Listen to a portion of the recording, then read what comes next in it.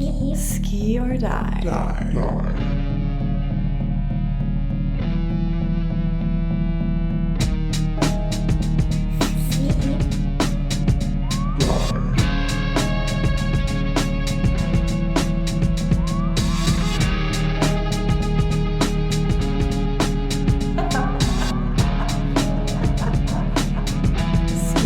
or die. She gets after it from the first pass all the way through. Yeah, that was about the best pass we've seen all day. She was not going to be denied. She's a powerful, powerful skier. I tell you what she is she's really, really strong. Very aggressive. Ladies and gentlemen, give it up please for Elizabeth Montalban.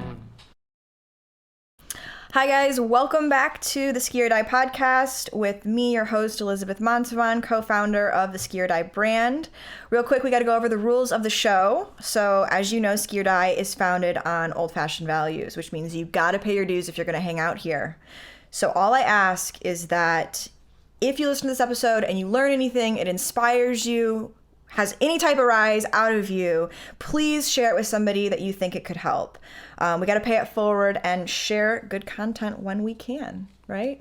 So this episode is one that we sourced from our text community app, which if you're not on that, you need to get on there. And we asked you guys, what did you want us to talk about on the podcast? And this one really stood out to me because I think I had a very... it was a big part of my experience in becoming a pro skier. So Brett asked, how do you train your hardest pass? In other words, if you're already taxed by the time you get to your hardest pass, how can I train it so that I can actually spend more reps at that rope length? I think that's a super important question that really we don't talk about often enough. Granted, if you're working with a coach, it's probably something they'll cover with you. But if you are a weekend warrior or you have to do a lot of skiing on your own with a ski partner and you don't have access to regular coaching, this can be a real roadblock in your growth in skiing. So if you are tired by the time you get to your hardest rope length, let's say that's 35, right?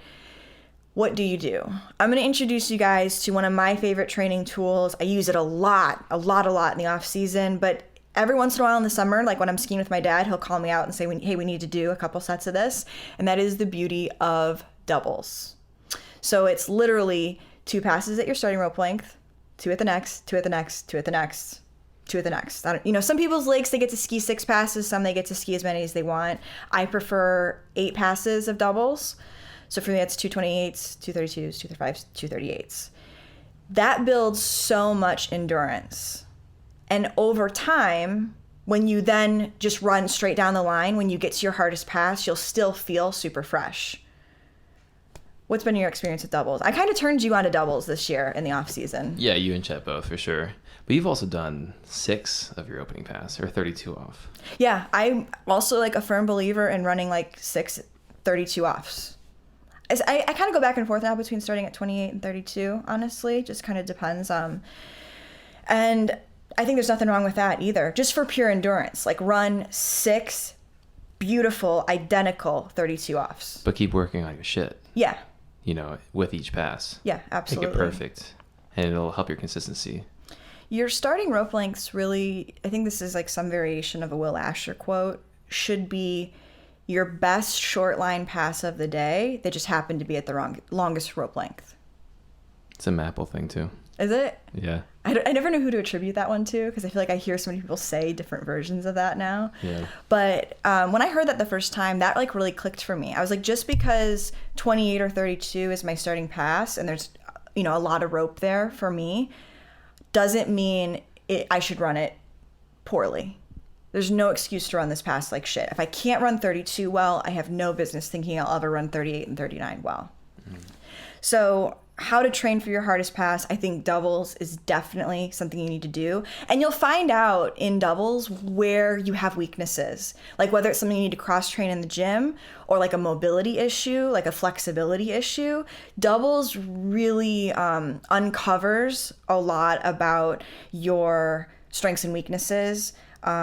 And really how you're going to take that to the next level. Yeah, it definitely will accentuate some key errors in your fitness and everything like that.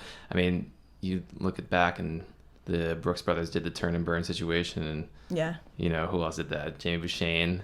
What did Jamie Bouchane run? Like 16:38 turn and burn? How do you compete with that?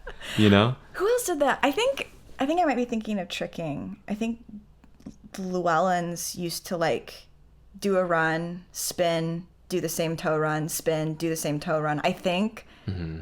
I know the Llewellyns used to do a ton of drills like that. I don't remember if it was slalom and trick or what. It was probably a little bit of everything. Oh, yeah. It's freaking Llewellyns. Epic 3-eventers. Yeah. But yeah, I mean, if you're able to do that and you're able to do it under fatigue, then you're going to show up to the tournament. I mean, no problem. There's rollers, there's wind, whatever. I mean, I've been able to do this under fatigue, under the same conditions over and over again. Yeah, and you'll find out, like, is it your grip strength that's actually what's getting taxed so much? Is it your legs? Is it your core? Is it your cardio? It'll help you figure that out so then you can dial that back in. And then after a couple weeks of doubles, when you run down the line, when you get to whatever let's say 35 off is your hard pass, right? You won't feel fatigued. Now, maybe the skill will be a little bit harder for you to work because there's more speed of the whip, there's less rope you're working with, but you'll get to focus on the skill exclusively as opposed to like, holy shit, I'm kind of tired. For sure. 100%. And then I think another thing that's not really as like revolutionary as doubles, literally just ski more. So, at Okeechobee, you're really only supposed to ski 6 passes in a set and then let somebody else take the lake. There's some really phenomenal people at Okeechobee who, if they know I'm going to ski, they'll say, hey, take 8 passes. I don't care. I'll wait. And like, shout out to those people because I love you guys. But I think 8 pass sets are always going to be more productive for you in the long run if you have a strategy. But in terms of just pure endurance and cardio, 8 pass sets, don't wait too long at the end of the lake. And then, like there's my 12 to 16 pass sets I do on my work mornings when I don't have time to rest between sets.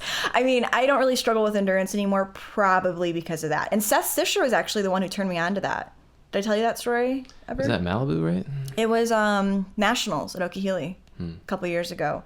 We were standing under one of the tents. I forget what boat tent we were under, but we were talking about what it's like balancing like a real job and trying to train as a pro skier. And as if you don't know, Seth is a really successful realtor in South Carolina. He even had a TV show for a while. Did he really? Yeah, on HGTV, like helping people find really interesting waterfront homes. So like legit through and through. And he was still skiing at a very high end and still does. And he said, yeah, he goes, it's hard to get used to, but just do a 12 pass set in the morning and then go to work. And I was like, dude, just do that. I was like, this is fucking insane. Like, what are you talking about? 12 passes is a lot. I was like, what? So I told my dad, I'm like, Dad, like Seth says, like we could do 12 pass sets. Because when I get to Okeechobee early, usually there's nobody there. So nobody's going to stop me from doing a 12 pass set. Or if there's one other person, they go to a different lake anyway. So my dad's like, I don't think you can do that. And I was like, to be honest with you, I don't think I can do that either. Well, let's see. So I did, we kind of worked into it. I did 6 passes, sat on that platform and drank some water just because like I was thirsty, just like kind of normal. And then just hopped right back in. And I think he didn't let it all the way back out to 28. I think he went just to 32. And then we ran down the line again. And so that was also another way that I got to spend more time at my shorter rope lengths, was that, if you want to call it second set, where it really wasn't a second set, we didn't start at 28. We started shorter. And so I was able to spend more time at 38 and 39. That was really good too. So to wrap it back to Brett's original question, he was concerned because he's not able to get enough reps at that harder length. Yeah. I think doubles will build your endurance and grow your skills at your longer rope lengths or slower speeds, whatever that is for you.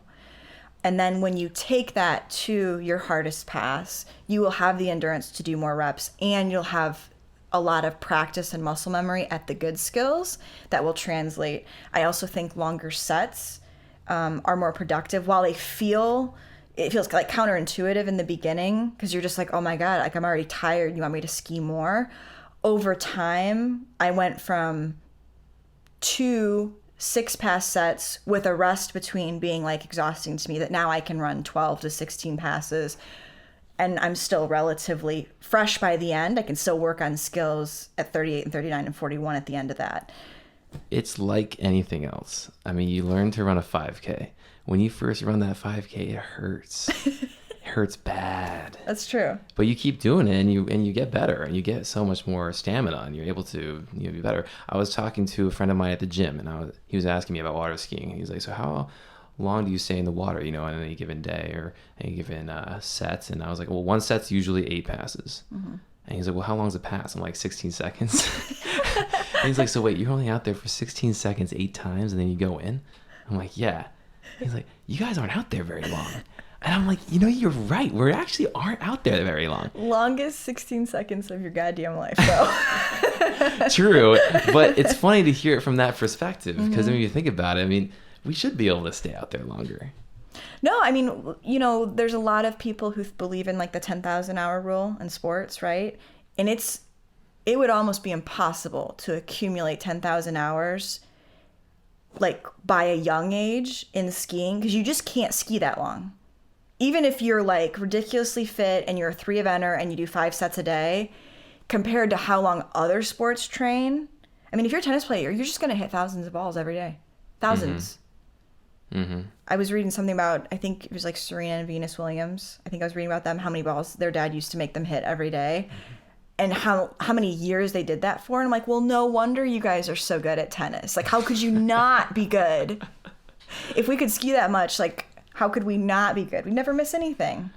But I think skiing is shifting towards being able to do that. It's because we're skiing smarter. Mm-hmm. We're skiing, the whole alignment conversation. You're saving backs that way. When I ski well and I'm aligned properly and I'm not compressed, I feel totally fine after, doing some short line skiing. Yeah, for sure. I think the conversation is, if you need to get more reps in at your shorter line length, faster speed, whatever that is for you, whatever your hard pass is, you need to ski more, but you need to ski more with a strategy. Mm-hmm. There has to be a plan in place. It's not just beat yourself up. Like, my favorite and simultaneously least favorite collegiate ski coaching of all time is same thing but better. But at least it's better. Right. That's the thing about skiing. Sometimes you see these guys go out and you're like, do they even want to get better? That's true. It drives me that's like nuts. a whole nother episode, I feel like. I think that is. People who, they go out to ski and they look like somebody's holding a gun to their head. Like, they don't actually want to ski. Yeah. And then, like, getting better, that's not even, we don't want to talk about that. We do not, no, we're not talking about that. And I'm like, what are we doing? Skiing is expensive. This is time consuming, expensive. And are you sure you want to be here right now? Like, doing the same thing day in who's and day holding you out. hostage? I'm so sorry. I know. That's a whole other episode we're going to have to do. It really is. Yeah, it literally comes down to train more. And that doesn't always mean take a whole nother set or ski a whole nother day in the week, because some people that's not available to them. It's about tack on 2 extra passes at the end of your set at a line length you can run. If you finish your set at 6 passes, you've tried your hardest rope length, you didn't run it, put the line back out, 1 or 2 more rope lengths, and run it. If you want to get gains, you got to add volume. You do. That's Chet 101, is like, he'll pull you at 39 and then he'll put it back to 32 off and be like, I bet you can't run it. I'd be like, it's harder than you think. It is harder than you think. Yeah. I remember the first time I did that, I was like, what do I not know about 32 off? I think the harder one is like 41 to 38. Yeah, 38 suddenly feels so long. I know, but then you just like trying to rip it like 41. You can't do it. That's a good one too. If you need more volume, but you don't want to just do like a gate, a 1 and a 2 at your hardest rope length. Okay, cool. Last 2 passes, you're going to let the rope back out some and run it technically very well. Because the problem with ending the set on your shortest rope length attempts is you also begin to rock your rhythm a little bit. For sure. Your first 3 passes should be about establishing good rhythm that you're then going to carry into your hardest pass. And then if you do a bunch of attempts at your hardest pass, your rhythm can kind of begin to disintegrate a little bit. So when you let that rope back out, it's really like a show of, oh my God, I really just abandoned my rhythm, at my shortest rope length. I think that's another reason I like it, is it can be very telling of a lot about your skiing. You know, if you struggle, let's say 38 is your hardest pass, so you take a few shots at 38, and then you put the rope back to 35 for your, you know, last pass into the dock, and you feel like you're all over the place. That's very telling of how committed or not committed you are to your rhythm.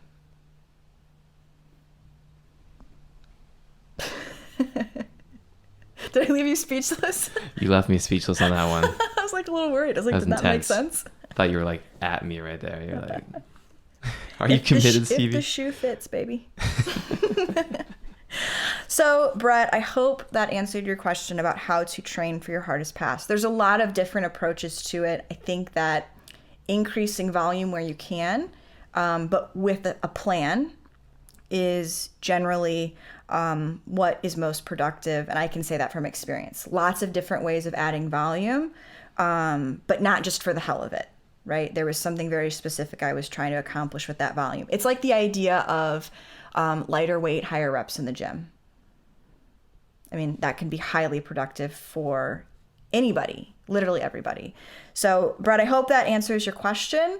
And we will be doing more requests through our text community to get more topics for the podcast. You guys have been so generous and specific with your questions, which we love. I love knowing what's on your guys' mind regarding skiing, cross-training mindset, you know, literally everything, because skiing is not isolated as much as we try to think that it's just a part of our lives. I mean, it permeates through everything. So if you're not in the text community, all you have to do is text hello, or literally anything, to 561-468-3603. That'll get you added to our community. It really is me texting back on the other end, and we will collect more topics from you guys in the near future because I love doing this. So thank you so much. All right. Thanks, Elizabeth. All right, guys, episode's over. Please leave a review and subscribe up on Apple. It would mean so much to me. And if you want to be the first to know about all things Ski or Die, shoot me a text at 561-468-3603, and we'll get you added to the community.